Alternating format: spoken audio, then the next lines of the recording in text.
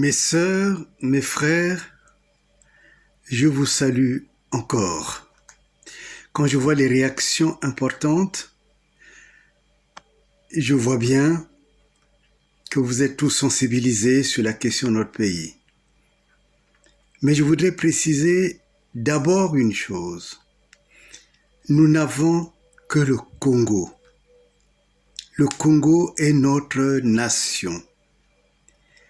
Les autres, ils ont et le Congo est leur propre pays. Donc le Congo est uniquement pour eux un lieu pour avoir de l'argent, pour exercer le pouvoir. C'est pour cela que je les ai appelés des mercenaires. Ils ne sont là que pour tuer, ils ne sont là que pour voler. Et ce n'est plus maintenant un secret pour personne, le monde entier le sait. Pour nous, le Congo n'a que nous. Le Congo est une mère qui a des fils et des filles. Ses fils et ses filles, c'est toi mon frère, c'est toi ma sœur, et c'est moi. Si nous déléguons ce statut à part, le statut d'être fils du Congo, d'être fille du Congo, si nous le déléguons à d'autres personnes, même à moi, nous aurons commis une faute, une très grande faute. Parce que il nous faut nous battre ensemble. Quand j'ai appelé, sans que vous quittez vos positions, je sais que vous y tenez, quand je vous ai appelé à me rejoindre pour constituer un grand mouvement, même un mouvement populaire, que j'appelle notre nation, c'est par amour pour le Congo. Et c'est parce que je suis persuadé que nous sommes capables, vous et moi, de chasser ces usurpateurs.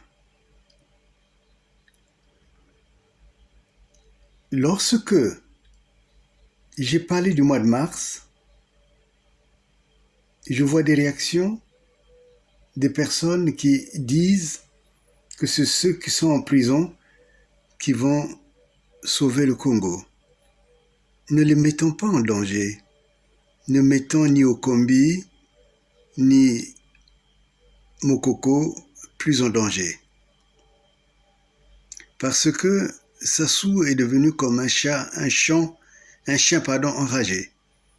Et qui fait que s'il a les moyens de les tuer, il va les tuer. Quand il a tué Kolela, il a tué de ses propres mains. Je dis bien de ses propres mains. Donc ne les mettons pas plus en danger. Il ne faudrait pas se laisser piéger par la luxure des mots, la luxure des expressions. C'est un combat très, très, très grave. Nous devons le gagner. J'ai parlé du mois de mars. Eh bien, le mois de mars, il y a eu une victoire. Vous savez laquelle? Je suis persuadé que si nous n'avions pas prié, si nous ne nous sommes pas battus, si nous n'avions pas dénoncé, il y aurait eu encore des morts. Or, je veux que ce mois de mars,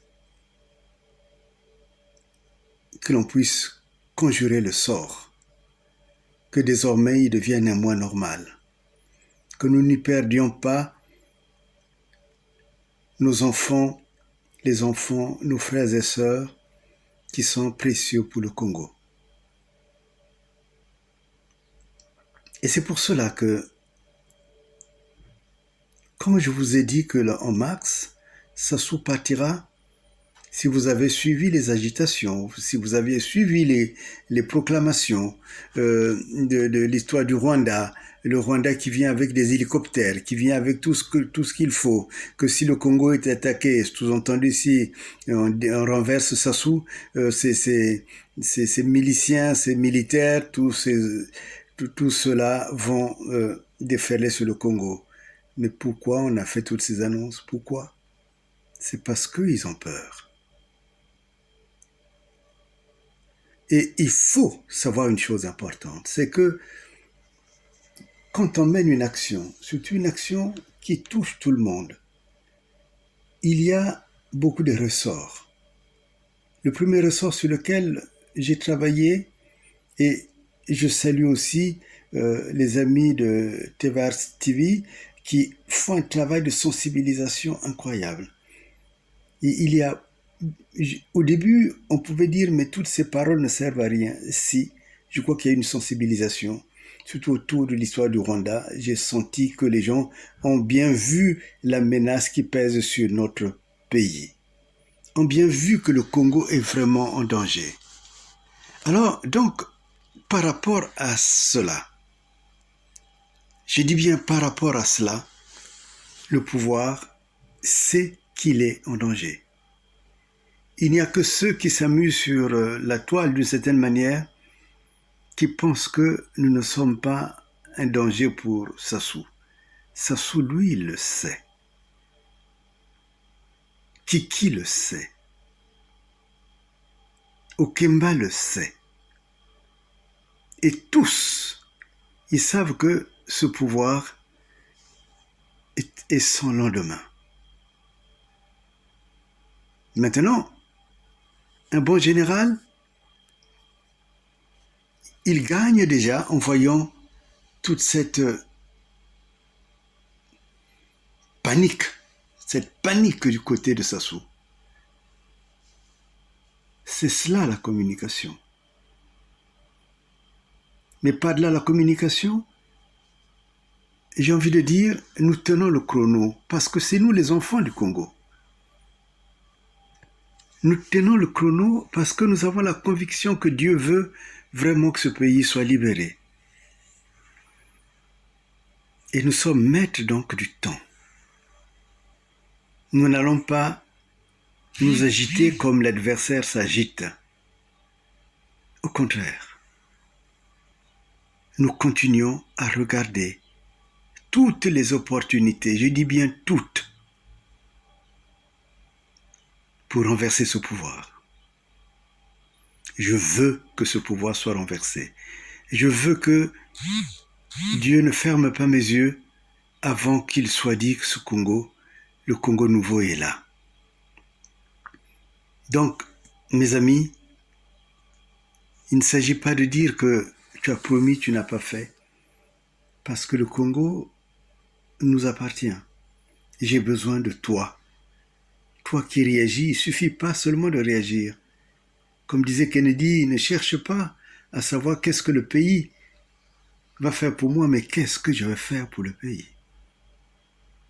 Donc viens tel que tu es, même simplement avec tes mains nues.